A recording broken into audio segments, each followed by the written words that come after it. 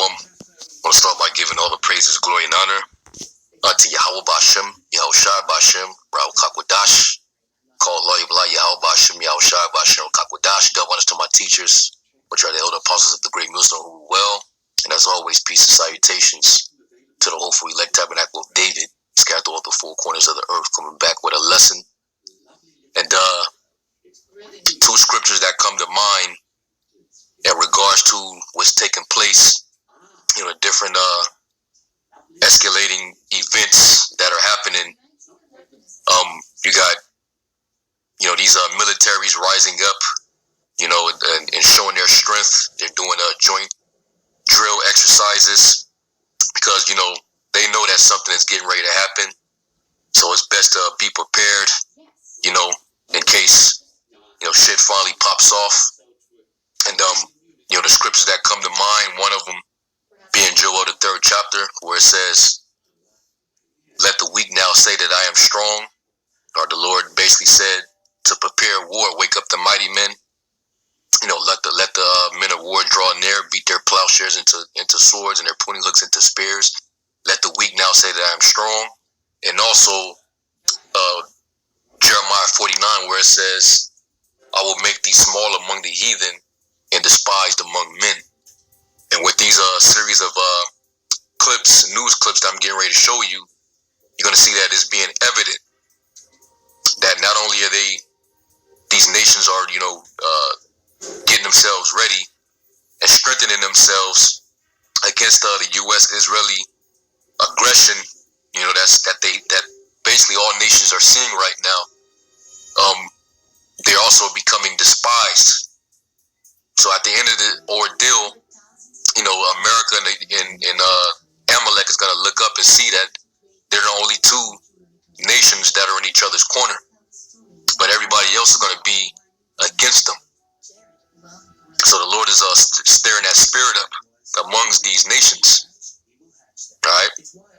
So anyway, this is the first clip. This is from RT, and you see the title. It says, China says is ready to defeat U.S. militarily if pushed. All right. And we know that they've been, back and forth, economically, having, trade wars, which really, China owns a lot of America's debt. And we know that Biden, he's being used on the interest of the Chinese, if you ask me.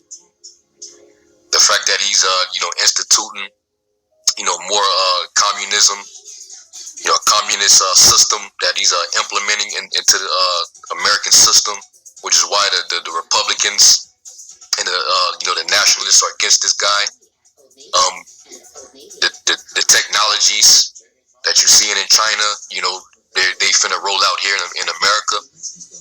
So, it's all being said, but we know at the same time, China, because of what's been going on in the South China Sea with Taiwan, they're ready to, take aggression because they're getting sick and tired of, the great whore, just going to and fro in the earth, doing what the hell she want to do. All right. And another scripture that come to mind is Habakkuk, the 2nd chapter, where it says that he's not a keeper at home. And that's what causes, friction. All right. All type of, threats of war, which shows you that, as long as this devil is in power, there'll never be peace. See, the world cannot coexist with those devils being in power, because all you're going to get is just disturbance and war. And that's what all these nations, this is what they're seeing, and this is what the conclusion is. There's going to be a general consensus among all these nations, including America's own allies, on who's the world's problem, who's the cancer of the earth. And then the Lord's going to put the spirit in them to just act. All right, so anyway, I'm going to play just a snippet of this, and then we're going to get to the other videos that I got. All right. The French and Japan in joint military exercises. Why? as a show of strength against China. Well, today, China is firing back with some tough words. A Chinese government news outlet has put out an editorial blasting the maneuvers and saying that the U.S. would be defeated if any conflict were to break out in the South China Sea. Here's RT correspondent Alex Mihailovich with the story. The West is flexing its muscle, and China is not impressed. The so-called joint military exercises by these countries, strictly speaking, has no impact on China at all. They're just burning a little more oil for themselves. In a first ever, Japan is being joined by Australia, France, and the U.S. in military exercises in the southwestern part of that country. The drills include fighter jets and amphibious operation exercises, as well as naval maneuvering. Many believe that the activity in Japan is a show of force aimed at China, as Japan works towards expanding and consolidating military alliances in an effort to deter the neighboring superpower. However, it seems that the drills may have been counterproductive in some respects, irritating China instead of working to contain it.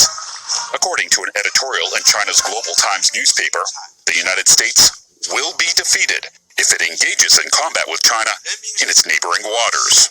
Another article in China's Global Times said, the People's Liberation Army doesn't even need to make pointed responses to the joint drill since it's insignificant militarily.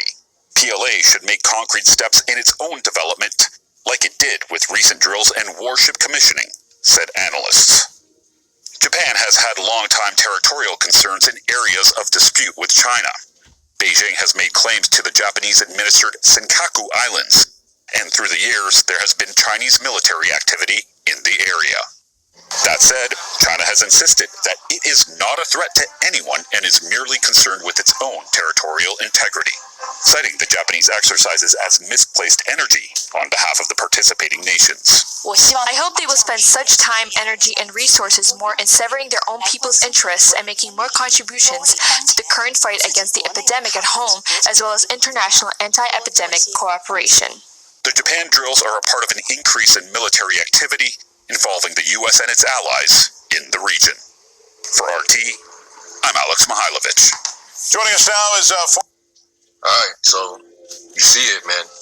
You know, they're not too fond of, you know, them doing war drills over there in their territory. So you already know what scripture come to mind. Let's go to Habakkuk 2 real quick. It's Habakkuk 2, then I'm going to start at 3. It says, for the vision is yet for an appointed time, but at the end it shall speak and not lie. Though it tarry, wait for it, because it will surely come and will not tarry. Behold, his soul which is lifted up is not upright in him, which is Esau. All right, we know that he's the wicked, pursuant to Malachi 1 and 4. You know, he shall be the border of wickedness. All right, that's an unrighteous soul there. All right, it says, but the just shall live by his faith. Yea, also because he transgresseth by wine, he is a proud man, neither keepeth at home, who enlargeth his desire as hell and is as deaf, and cannot be satisfied, but gather unto him all nations, and heapeth unto him all people. You see, he wants to get everybody on board, you know, with his new world order, and he'll have, you know, his little alliances as long as they, you know, submit up under him.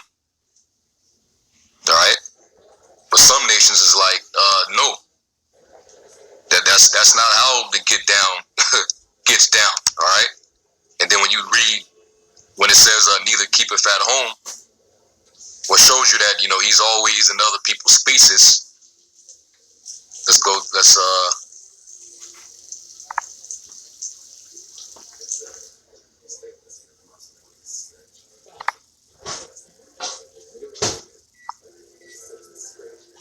Let's go here to the word is Nawah. And when you go down here,